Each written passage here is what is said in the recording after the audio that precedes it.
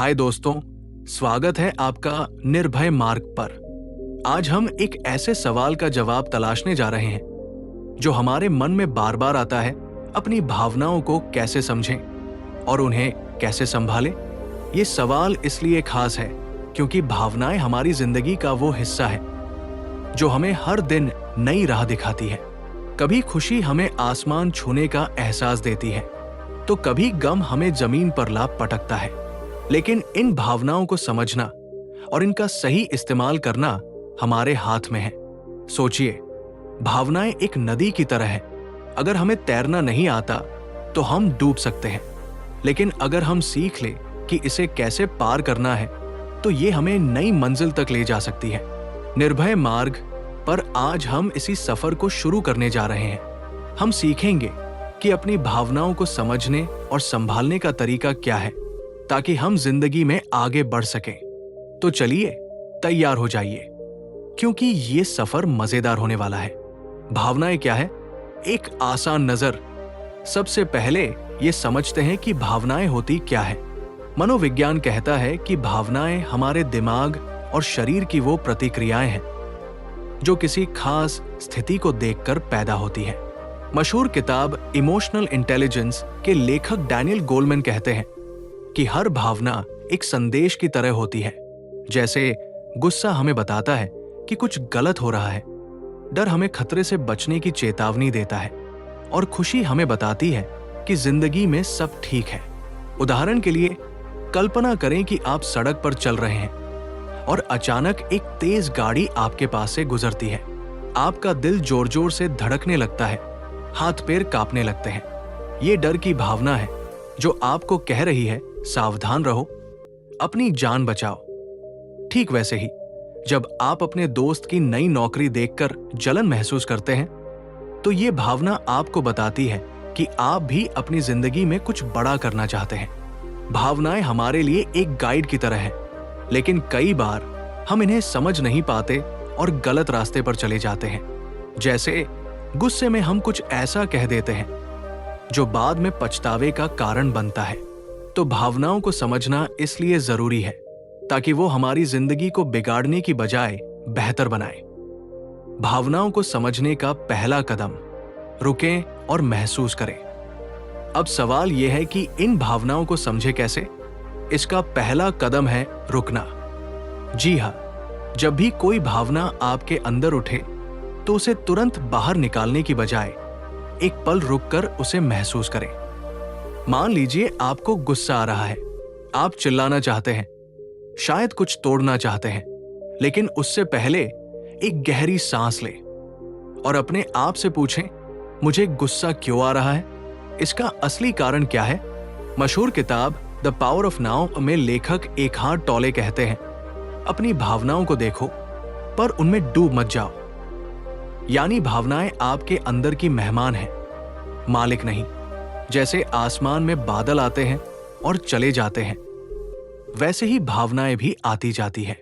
अगर आप उन्हें शांति से देखेंगे तो उनका असली मतलब समझ आएगा। एक उदाहरण लेते हैं। मान लीजिए आप स्कूल में होमवर्क पूरा करके ले गए, लेकिन टीचर ने आपको डांट दिया कि ये सही नहीं है। आपको गुस्सा आता है, मन करता है कि टीचर को जवाब दे दे, लेकिन अगर आप रुककर सोचें तो शायद आपको एहसास हो कि ये गुस्सा टीचर से कम और आपकी अपनी मेहनत से ज्यादा है। आप चाहते थे कि आपकी कोशिश को सराहा जाए। ये समझ आपको शांत करने में मदद करेगी। भावनाओं को संभालने का दूसरा कदम, नाम दें और स्वीकार करें। जब आप अपनी भावना को समझ लें तो उसे एक नाम दें। मनोवैज्ञानिक कहते हैं कि जब हम अपनी भावनाओं को नाम देते हैं तो उनका असर कम हो जाता है। जैसे मुझे गुस्सा आ रहा है या मैं उदास हूं। ऐसा करने से आप उस भावना को अपने से अलग कर पाते हैं। किताब मैन्स सर्च फॉर मीनिंग में विक्टर फ्रैंकल ने एक गहरी बात कही है। वो लिखते हैं कि जिंदगी में दुख और तकलीफ से कोई नहीं बच सकता, लेकिन हम ये चुन सकते हैं कि उसका जवाब कैसे देना है। विक्टर को नाजी कैंप में बंद किया गया था। वहां हर दिन मौत का डर था, फिर भी उन्होंने अपनी भावनाओं को स्वीकार किया। उन्होंने सोचा, हाँ, मैं यहां हूं, लेकिन मेरे पास अभी भी उम्मीद है। इसी उम्मीद ने उन्हें जिंदा रखा। तो अगली बार जब आप उदास हो तो कहें, हां, मैं उदास हूं और ये ठीक है। उसे दबाने की कोशिश न करें, बल्कि उसे स्वीकार करें। एक बार मेरे दोस्त ने मुझे बताया कि जब उसकी नौकरी छूट गई तो वो बहुत रोया, लेकिन फिर उसने खुद से कहा, हां, मैं दुखी हूं और ये नॉर्मल है। इस स्वीकार करने से उसे हिम्मत मिली और उसने नई शुरुआत की। भावनाओं को संभालने का तीसरा कदम, सही रास्ता चुने। अब जब आप अपनी भावनाओं को समझ चुके हैं और उन्हें स्वीकार कर लिया है, तो अगला कदम है उन्हें सही दिशा में ले जाना। गुस्सा आ रहा है, इसे बाहर निकालने के लिए चिल्लाने की बजाय कागज पर लिख डालें कि आपको क्या परेशान कर रहा है। उदास हो, अपने किसी दोस्त से बात करें या कोई पसंदीदा गाना सुने। खुश हो, इस खुशी को दूसरों के साथ बांटें। मैं आपको एक कहानी सुनाता हूं। एक बार एक लड़का था जिसे बहुत गुस्सा आता था। एक दिन उसके पिता ने उसे एक लकड़ी का तख्ता और कुछ कीलें दी। कहा, जब भी गुस्सा आए एक कील ठोक देना। पहले दिन उसने 20 कीलें ठोकी, लेकिन धीरे धीरे उसने गुस्से पर काबू पाना सीख लिया। फिर पिता ने कहा, अब हर बार जब तुम अपने गुस्से को संभाल लो, एक कील निकाल देना। कुछ महीनों बाद सारी कीलें निकल गई, लेकिन तख्ते पर निशान रह गए। पिता ने कहा, गुस्सा चला जाता है, पर जो नुकसान होता है वो रह जाता है, इसलिए इसे संभालना सीखो। एक बात और, अगर आपको हमारे वीडियो पसंद है और आप और अच्छा कंटेंट चाहते हैं तो हमारी मदद करें। स्क्रीन पर QR कोड स्कैन करें और छोटा सा सहयोग दें। इससे हमें बेहतर वीडियो बनाने में ताकत मिलेगी। QR काम न करे तो डिस्क्रिप्शन में लिंक है, वहां से मदद करें। आपकी मदद हमारा हौसला। आपका छोटा सहयोग हमें प्रेरणा देगा कि हम आपकी पसंद का और शानदार कंटेंट लाएं। अब वीडियो पर वापस। ये कहानी हमें सिखाती है कि भावनाओं को सही तरीके से संभालना कितना जरूरी है। एक बार मैंने अपने गुस्से को कागज पर लिखा। मुझे एहसास हुआ कि मेरा गुस्सा मेरे भाई की बातों से नहीं, बल्कि मेरे अपने तनाव से था।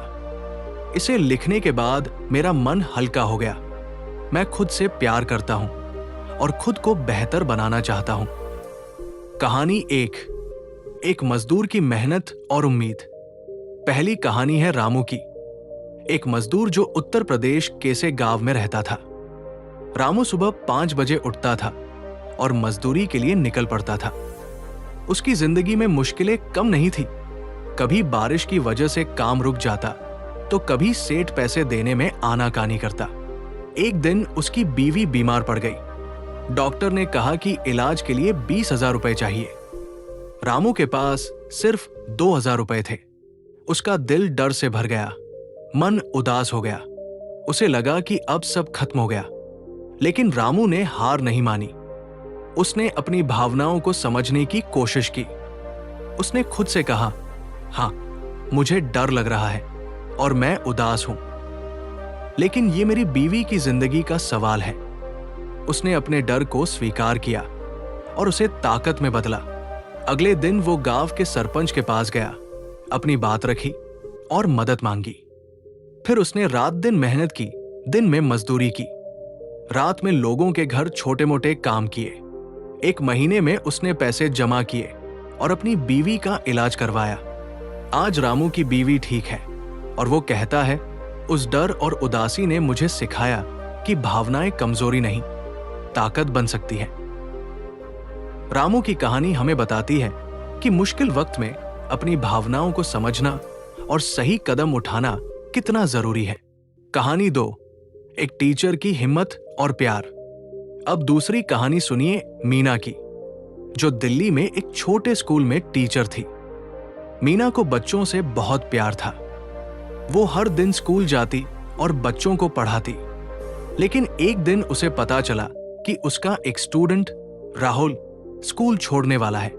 राहुल के पिता की नौकरी छूट गई थी और वो फीस नहीं दे सकते थे। मीना को बहुत बुरा लगा।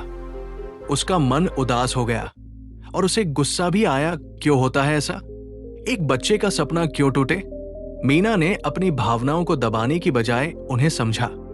उसने सोचा, मुझे उदास होने से कुछ नहीं मिलेगा, मुझे कुछ करना चाहिए। उसने अपने गुस्से और उदासी को प्यार में बदला। उसने स्कूल के प्रिंसिपल से बात की और कहा कि वो राहुल की फीस अपनी तनख्वाह से देगी। फिर उसने राहुल के माता पिता से मिलकर उन्हें हिम्मत दी। आज राहुल स्कूल में पढ़ रहा है और मीना की वजह से उसका सपना जिंदा है। मीना कहती है, भावनाएं हमें कमजोर नहीं करती, वो हमें रास्ता दिखाती है। उसकी कहानी हमें सिखाती है कि अपनी भावनाओं को दूसरों की भलाई के लिए इस्तेमाल करना कितना खूबसूरत हो सकता है। कहानी 3, एक मां की लड़ाई और जीत। तीसरी कहानी है शांति की। एक मां जो बिहार के एक गांव में रहती थी। शांति का बेटा गोपाल 10 साल का था। एक दिन गोपाल खेलते वक्त नदी में गिर गया और उसे गहरी चोट लगी। डॉक्टर ने कहा कि उसकी टांग शायद ठीक ना हो सके। शांति का दिल टूट गया। वो रात रात भर रोती थी। उसे डर था कि उसका बेटा कभी चल नहीं पाएगा।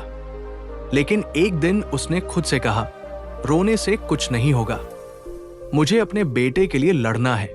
शांति ने अपनी उदासी को हिम्मत में बदला।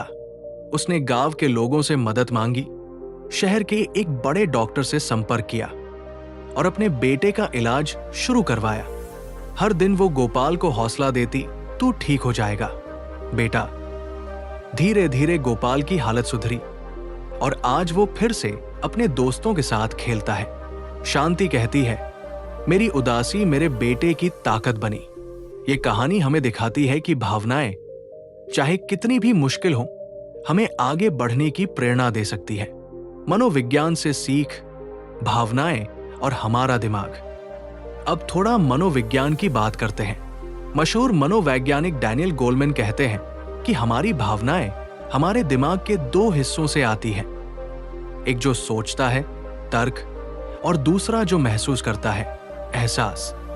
जब हम अपनी भावनाओं को समझते हैं तो ये दोनों हिस्से साथ मिलकर काम करते हैं। जैसे रामू ने अपने डर को समझा और सोचा कि उसे क्या करना है। किताब थिंकिंग फास्ट एंड स्लो में डैनियल कहानमैन लिखते हैं कि हमारा दिमाग तेजी से भावनाएं पैदा करता है, लेकिन हमें धीरे धीरे सोचने की आदत डालनी चाहिए। उदाहरण के लिए, अगर आपको गुस्सा आए तो 10 सेकंड रुकें और सांस लें। ये छोटा कदम आपके दिमाग को शांत करेगा। चाहे वो रामायण की सीता हो, महाभारत की द्रौपदी हो या गुरु नानक की सादगी, हर कहानी में भावनाओं को समझने और जीतने की सीख छुपी है। आज हम इन कहानियों को सुनेंगे, इनसे प्रेरणा लेंगे और देखेंगे कि हमारी संस्कृति हमें अपनी भावनाओं का मालिक कैसे बनाती है। तो चलिए निर्भय मार्ग पर इस खूबसूरत यात्रा को शुरू करते हैं। कहानी 1, रामायण से सीता का धैर्य। सबसे पहले बात करते हैं रामायण की। जब रावण ने सीता माता का हरण किया और उन्हें अशोक वाटिका में कैद कर लिया तो उनकी जिंदगी में दुख, डर और अनिश्चितता थी। सोचिए, एक रानी जो महल में रहती थी अब जंगल में अकेली थी। उन्हें पता नहीं था कि भगवान राम कब आएंगे या आएंगे भी या नहीं। लेकिन सीता माता ने अपनी भावनाओं को काबू में रखा। उन्होंने अपने डर को दबाया नहीं, बल्कि उसे स्वीकार किया। वो हर दिन हनुमान जी से मिलने वाली खबरों में उम्मीद ढूंढती थी। उनका धैर्य उनकी ताकत बना। एक बार हनुमान जी ने उन्हें राम की अंगूठी दी तो सीता ने कहा, मुझे विश्वास है राम आएंगे। उनका यह धैर्य और विश्वास हमें सिखाता है कि मुश्किल वक्त में अपनी भावनाओं को शांत रखना कितना जरूरी है। मनोविज्ञान कहता है कि धैर्य हमारी भावनाओं को संतुलित करता है। जब हम इंतजार करना सीखते हैं तो हमारा दिमाग शांति से सोचता है। सीता माता की कहानी हमें यही बताती है, डर और उदासी को हावी न होने दे, बल्कि उनसे लड़ने की ताकत पैदा करें। कहानी 2, महाभारत से द्रौपदी का गुस्सा। अब चलते हैं महाभारत की ओर। द्रौपदी की कहानी हर भारतीय जानता है। जब पांडव जुए में हार गए और दुर्योधन ने द्रौपदी को सभा में अपमानित करने की कोशिश की तो उनका गुस्सा आसमान छू रहा था।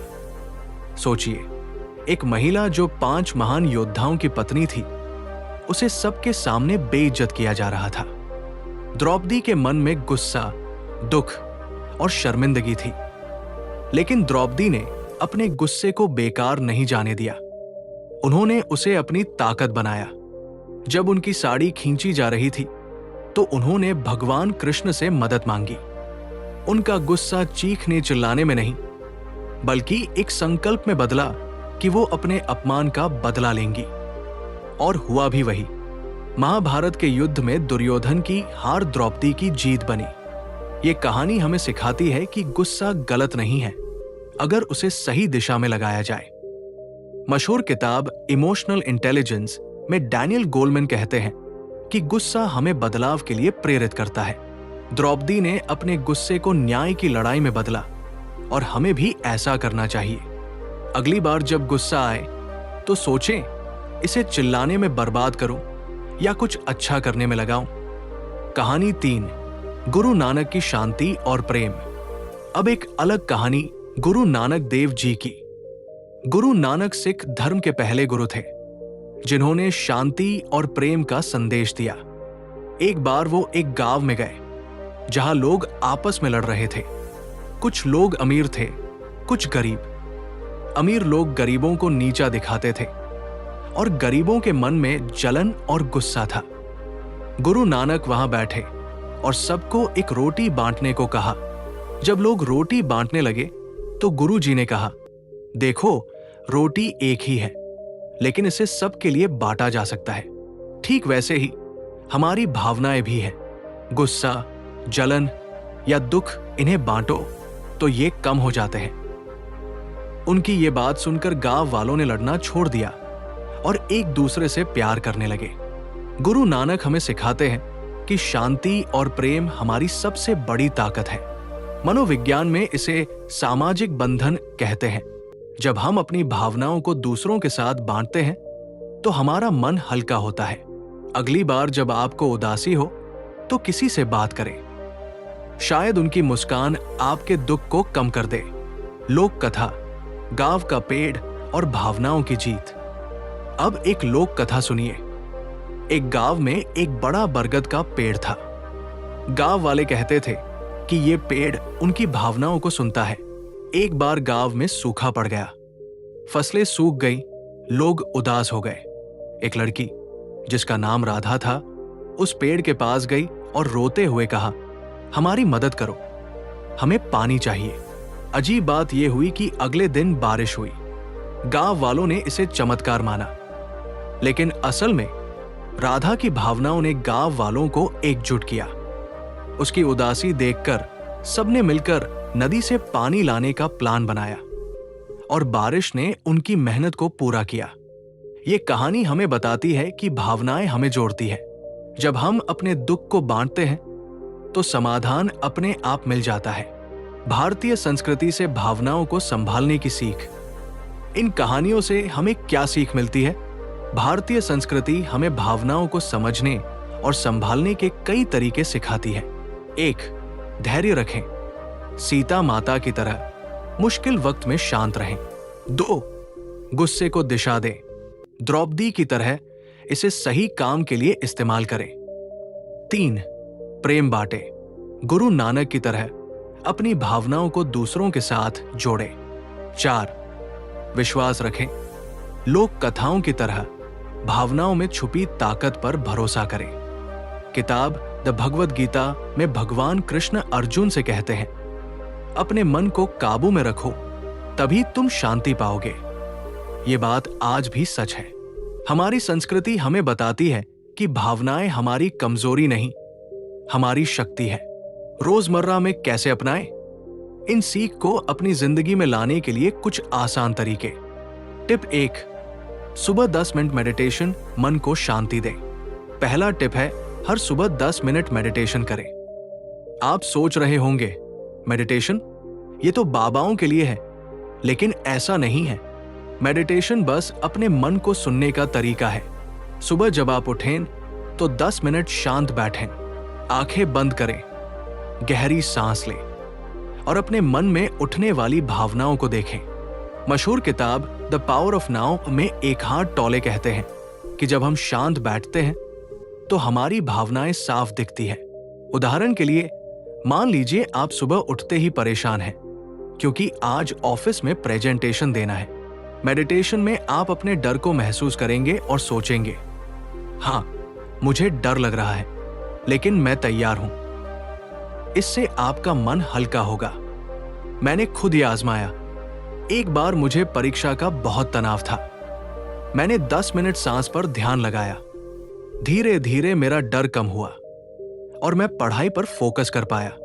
तो आज से शुरू करें बस 10 मिनट और देखें कि आपका दिन कैसे बदलता है। टिप 2, जर्नलिंग, अपनी भावनाओं को लिखें। दूसरा टिप है जर्नलिंग, यानी अपनी भावनाओं को लिखना। हर दिन 5 से 10 मिनट निकालें और एक डायरी में लिखें कि आपको क्या अच्छा लगा, क्या बुरा लगा। ये बहुत आसान है और इसका असर गजब का है। मनोवैज्ञानिक कहते हैं कि जब हम अपनी भावनाओं को लिखते हैं तो हमारा दिमाग उन्हें समझने लगता है। किताब एटॉमिक हैबिट्स में जेम्स क्लियर लिखते हैं कि छोटी आदतें बड़े बदलाव लाती हैं। उदाहरण के लिए, मान लीजिए आपको अपने दोस्त की बात से गुस्सा आया। आप लिखते हैं, मुझे गुस्सा आ रहा है क्योंकि उसने मेरी मेहनत को नजरअंदाज किया। इसे लिखने से आपका गुस्सा कम होगा और आपको कारण समझ आएगा। एक स्टूडेंट की कहानी सुनिए। रीमा 12वीं क्लास में थी। उसे परीक्षा का डर था। उसने हर दिन अपने डर को लिखना शुरू किया। मुझे लगता है मैं फेल हो जाऊंगी। धीरे धीरे उसने लिखा, मैं कोशिश कर रही हूं और ये काफी है।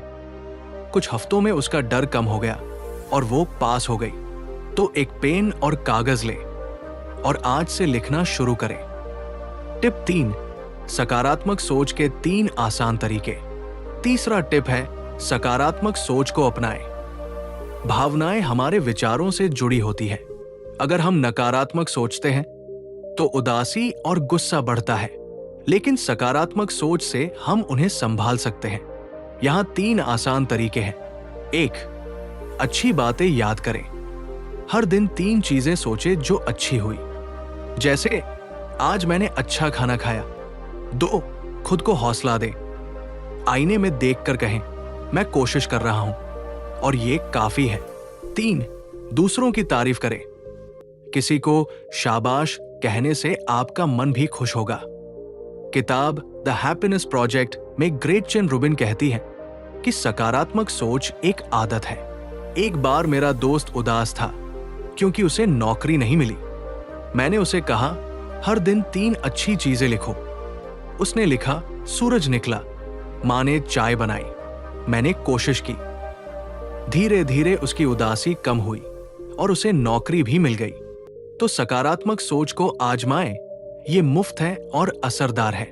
टिप 4, दोस्तों से बात करें, भावनाएं बांटें। चौथा टिप है, अपने दोस्तों या परिवार से बात करें। जब भावनाएं भारी हो जाएं, तो उन्हें अकेले मत रखें। किसी से शेयर करने से मन हल्का होता है।